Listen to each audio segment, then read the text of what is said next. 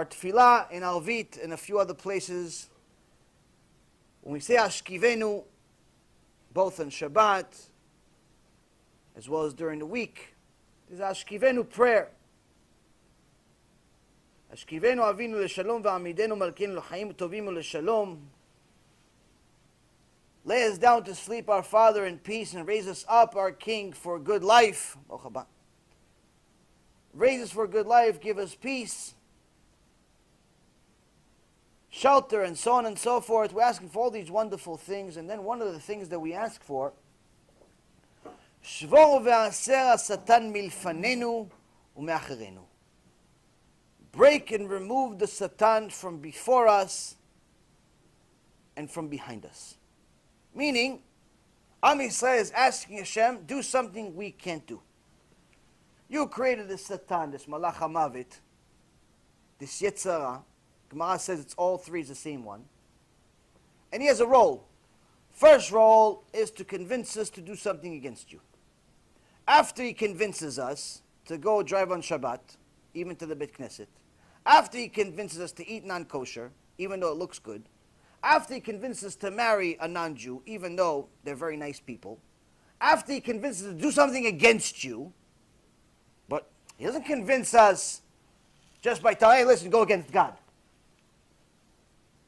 No one actively goes against God if they have still their sanity in their brain. What does the Satan do? He does something that the Greeks did in Chanukah. What was so different about the Greeks than any other nation? The Greeks did something extraordinary. And they came to us just like the Satan comes to us. And that is like a friend. He doesn't come to you as an enemy and say, hey, Nazi Germany, kill everyone in sight. No! He says, hey, achi, come. Come to my house. We have Kiddush. Yeah, Kiddush, no problem. Kiddush, we'll do Kiddush. What do you want to do? What's the Kiddush about? Oh, Kiddush wine, no problem, have wine. It's kosher wine, we'll make it kosher. I'll bless it for you. I'll bless it for you. I remember in public school, I was a little kid, my non-Jewish friend would tell me, what, you want kosher? I'll bless it for you, don't worry, I'll bless it. What, burger? I'll bless it for you. It was a joke, I didn't know what it meant, but it was funny. Little do I know that that's the Greeks 2,000 years ago. So I'll bless it for you. Whatever you want. They come to you as your friends. They don't come to you as your enemy. That's why Yaakov Avinu said to Hashem, Atzileni na miyad achi miyad Esav.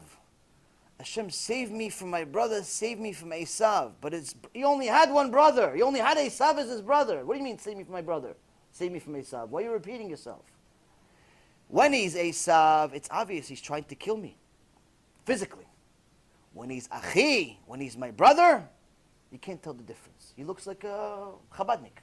He looks like a normal Jew. He looks like a regular Hasid. He looks like Tzaddik.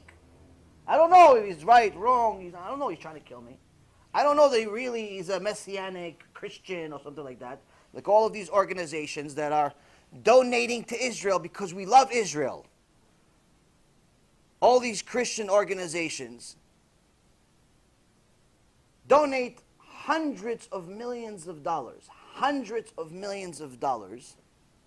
to Israel. Hundreds of millions. I mean, to America, it's not like much. To America, a small little non-profit organization has 300 million. In Israel, someone donates a few $100 million. It's a big deal. It's a significant percentage of the GDP. So when you have Christian organizations donating hundreds of millions of dollars to Am Yisrael, to the country, even more so, they help you move there. They help Jews move to Eretz Yisrael. Sounds tzaddikim. This is Chazdei Umot HaOlam. This is the righteous among the nations, you would think. There's organizations. They call themselves, oh, we're one for Israel, one for this, one for that, Christians and Jews, all types of things. And some of them even have Orthodox rabbis on the board. On the board of directors, you have Orthodox rabbis. And the Orthodox rabbis are proud of this. They write papers and they write articles. Yeah, I've been part of this organization since its founding 20 years ago, and we facilitated tens of millions of dollars to go to this kibbutz and that kibbutz and this one and that one and da-da-da-da-da. What, all of a sudden Antiochus likes us? What happens? What happened? How? How could this be? You don't need to believe me. You can just check yourself. And you can see that the ultimate mission of every single one of these Christian organizations, without a single exception, they can say whatever they want. But if they're Christians, their job is to missionize. If they're Christians, their job is to make Jews Christians. That's their job. Why? Their Bible says so. You cannot be a Christian without missionizing. You'd be a kofar in Christianity. You'd be a heretic of Christianity if you're not a missionary. You cannot be a Christian without missionizing. They could tell you, no, we love you, we're not missionizing. The Pope loves you, the Jahannam loves you, the Amalek, everyone loves you. Even Hitler, I'll convince them to they love you. Yeah, they'll tell you they love you. That's the Satan. That's Esav. Esav is going to tell you, I'm your brother. And unfortunately, my brothers and sisters, the most upsetting thing about the missionary world that I deal with is that I found out a very disturbing fact that the Jewish world apparently is just not acknowledging, not realizing, not understanding, not accepting, not believing, or maybe just is ignorant of to complete just foolishness. The largest, most successful missionary organizations in the world, the largest and most successful organizations that take Jews from Am Yisrael to Christianity, to the New Testament, to the Go'al Nefesh of the world, are Jews. The leaders, the preachers, the speakers, the funders, the ones that you see on TV, the ones that you see on YouTube, the ones that you see that speak and cheer, Jews. Jews. Not Jews like maybe, no. Jews 100%. Mom and Abba, both Jews. But they discovered Jesus. They discovered JCPenney. They discovered Macy's. They discovered all these things. Now they want to ruin Am Yisrael. So, you have these organizations that have literally an infinite amount of money. Infinite amount of money. There's no check they can't fill. They need to get bigger checks to fit the big numbers. And they want to pay whatever you want. You want a house? We'll give you a house. Just say you don't believe in the Torah and believe in this thing. Just leave Judaism. Live. Enjoy. We'll give you money. We'll make you enjoy this life. Go to clubs, go to pubs, go to runway shows, go to this, go to that, be a TV producer, TV manager, whatever you, we'll give you whatever you want. Just don't be a religious Jew. That's it. This is why you see, like in Shimam, these two Jews that unfortunately are Christian missionaries, but they call themselves Jews. Jews for Jesus, Jews for this, Jews for that. I think it's one for Israel or one for Gehenom, whatever it is. These two Israeli guys. Now who are they? They have interviews. They have people. They interview them. This guy found Jesus. This guy found JCPenney. This guy's the Mashiach. This for this. All these different garbage things that they say. Now they don't bring you some, some guy from China. They said, "Oh, hi, how are you? Yeah, I was in China. I didn't know anything. I thought Buddha was God. Now Jesus is." They don't bring you that guy. They don't bring you Mustafa from the Palestinian people from Saudi Arabia. Says, "Oh yeah, I thought Muhammad was this, Muhammad was that." No, it's Jesus. They don't bring you that guy. Who do they bring you? Who every single day? You go to their websites if you want to, mamash, ruin your eyes and your mind for at least a week. Interview after interview after interview after interview of Jews. Jews who left the derech. Why? Because to Christianity, to Esav, to Amalek, that's the purpose of life. That's the purpose of life. Ruin Am Yisrael. Ruin Am Yisrael. That's it. That's the only reason they exist.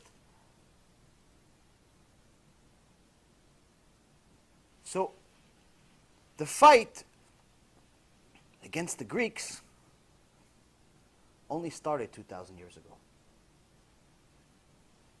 And anyone thinks that it's finished is living an illusion. We're in worse shape today than we were 2,000 years ago. Because 2,000 years ago, it was easy to identify who was the original Yevani, who was the original Greek. Even though the Jews started wearing clothes like the Yevani, started wearing clothes, started acting, even started idol worshipping like the Greek, it was still identifiable that, hey, that's Yitzchak. Hey, Yitzchak calls himself now, whatever, Theodore. But it's Yitzchak. We know Yitzchak. It's easy to identify who's Yitzchak. It was easy to identify who's Yaakov. It was easy to identify who's Moshe. It was easy. It just began. Today, you don't know who's Esav and you don't know who's Yaakov. You don't know who's Jewish and you don't know who's not. You don't know who's on your team. You don't know who's against you. Why? Because we're all worried about ourselves. We're worried about all the things that we're dealing with. We're so busy with our lives. We're so busy competing with the Joneses that we forgot God. And that's why it's an obligation for us to say it every single day at the end of the tefillah of Shachrit. And if you don't have the time or the ability or the memory to remember to do it after Shachrit, just do it at any time. The 10 remembrances can be done at any time during the day. And it helps you fulfill several mitzvot. One of the most important ones is number 9 in it, which is remember God. I know it seems ridiculous. But if it was as ridiculous as it sounds, it wouldn't be a mitzvah. And that's why in Ashkivenu Avinu, when we're asking Hashem to help us, to give us comfort, we're also asking Him to fight the Satan for us. The one behind us and the one in front of us. The one behind us, the Greek that we thought we beat, and the one in front of us that we can't tell the difference of whether he's our brother or he's our rabbi or he's our friend or we don't know who he is. Why? Because we haven't been looking. We haven't been looking. We've been looking elsewhere. We're looking at everything else but that.